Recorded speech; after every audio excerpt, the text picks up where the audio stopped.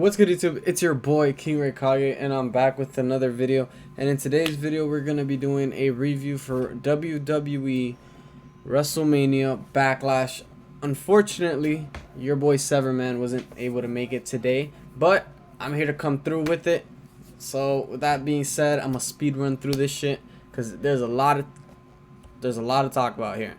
So we're gonna start off with Sheamus on the kickoff match. He went outside and he said, "Open challenge to anybody," and somehow they gave it to Ricochet. They had a decent match. I kind of enjoyed a lot of it. I mostly enjoyed all the hard hitting parts. The ending where Sheamus just like kicked him instead of bro kicking him, he just kneed his ass in the face. By the way, this is not PG channel, so if you guys don't enjoy cursing, I apologize. There's somebody out there that will not curse while giving the same kind of content that I do.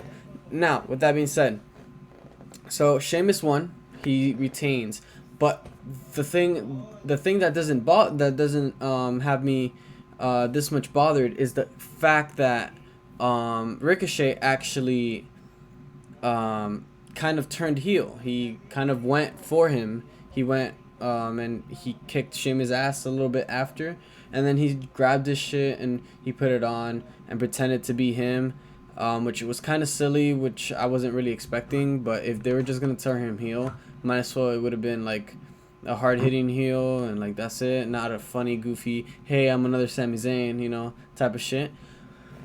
The overall match, I'll give that shit a 7 out of 10. It was an enjoyable match for what it was. The next match on the card is getting a 2 because I gotta be at least that grateful for it. It was basically most likely the worst lumberjack match ever. You had people pretending to be zombies and shit. I don't know what the fuck was going on. All I know is the match ended, all this stuff happened.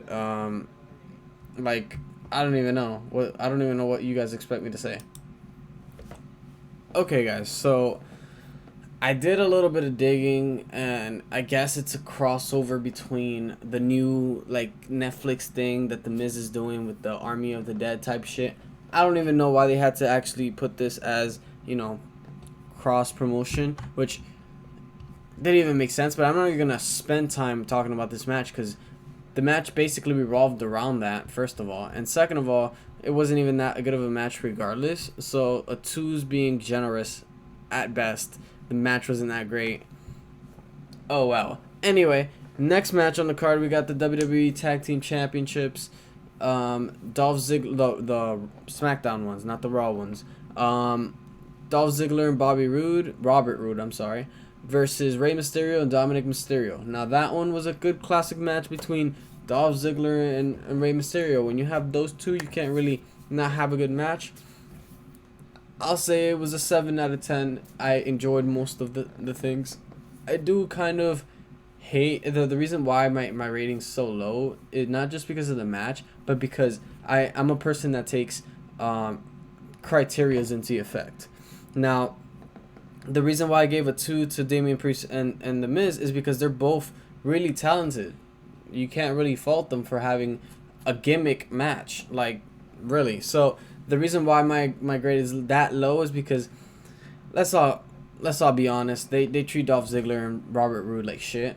I mean, I think it's about time they break up and they go do single stuff, but not bury Dolph Ziggler even more than he's buried. He's really talented. Like I've been saying this for years. Dolph Ziggler should be world champion again. It would be fun. It would be fun to watch. Next match, because that match was too good. Oh, by the way, Rey Mysterio and Dominic Mysterio won. They're the first father and son tag team champions of the world. Next match on the card is Rhea Ripley, Asuka, and Charlotte Flair. And thank the fucking Lord that they didn't give that shit to Charlotte Flair. But they are kind of digging a hole and throwing Asuka straight into that shit, and then digging that shit back up, and then using her again, and then just dropping her again. So I don't even know why they do that, because literally on her reign when she was champion, she really didn't do much because they didn't let her do that much. And then now they're not doing shit with her anymore. So Rhea Ripley wins. Nothing else to say. Match was great. You can't have a bad match when all three superstars are really talented. The story was ass because Charlotte Flair ain't have to be there. It could have just been a normal rematch, but they did it that way anyway. Rhea Ripley's your winner.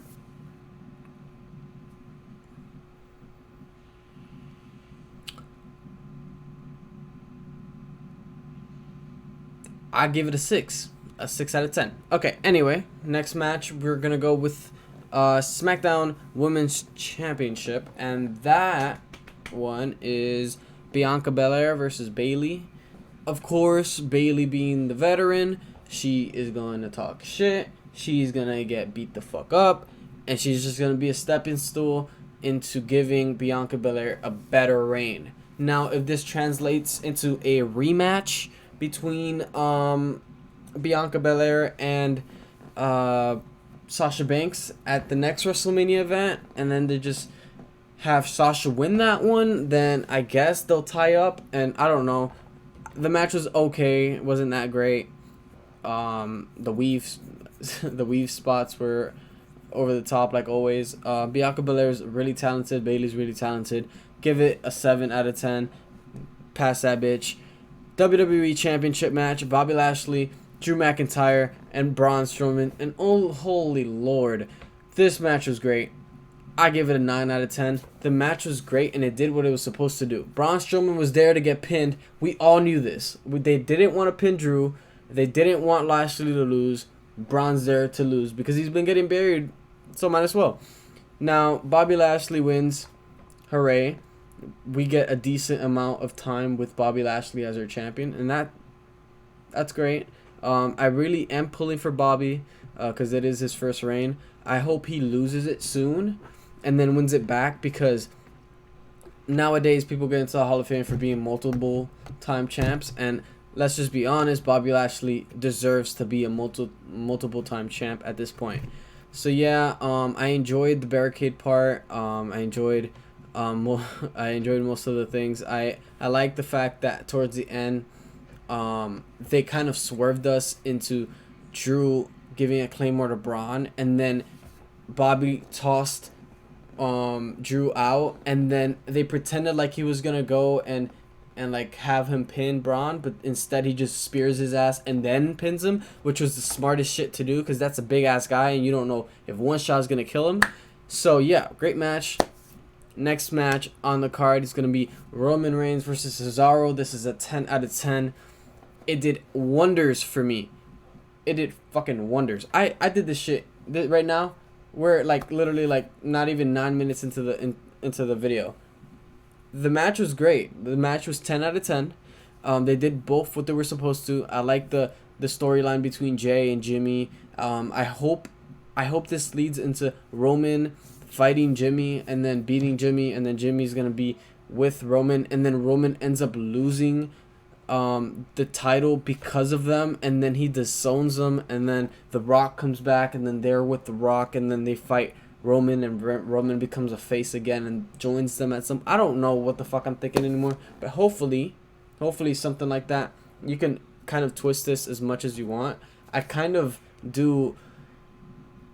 do hate that Cesaro kind of lost, but he did gain a lot. Like, he was literally doing nothing, and now he's in the main event. Great. Push him even further. Have him do a feud with Seth Rollins. I mean, yeah, Seth Rollins, he's up there.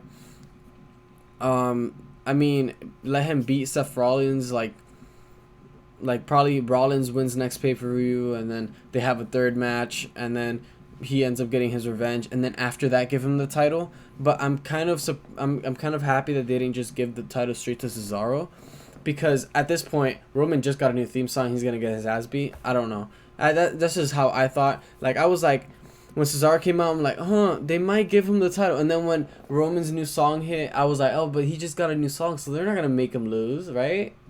And then one thing led to another. It was a great match. I love the fact that he alligatored him with the guillotine, and then ended up like doing a flip to convert it into the actual guillotine. It was fucking great. I love the match. But yeah, that was my my reaction to the show. Overall, I'll say the show wasn't a 7. It wasn't the best pay-per-view, but it wasn't the worst either. by far the only thing that holds it back is the Damian Priest and the Miz match, just because that was basically the outlier. If that match was actually good and just a regular lumberjack match with no gimmick at all, it would have been probably a 5, and my overall rating would have been an 8, not a 7. But hey, oh well. Thank you guys so much for watching today's video. I'm kind of happy that I got to sum it all up in 10 minutes. Well, potentially 12 minutes. But yeah, with that being said, thank you guys so much for watching today's video. If you guys liked the video, make sure you guys subscribe to the channel. Leave a comment down below. Let me know what you guys think about WWE content in general, as well as the pay-per-view and your predictions on what's going to happen with each title and what's going to happen with each individual like person, because I feel like Damian Priest is going to get Cesaro's going to go, then Asuka's going to go, and then Rhea's going to go, and then you're just going to go, Bobby is going to go up. Like, the only person going down I see is Asuka and Dolph Ziggler, because it's just natural at this point. But yeah, with that being said, thank you guys so much for watching. They call me the king. I hope you guys enjoy.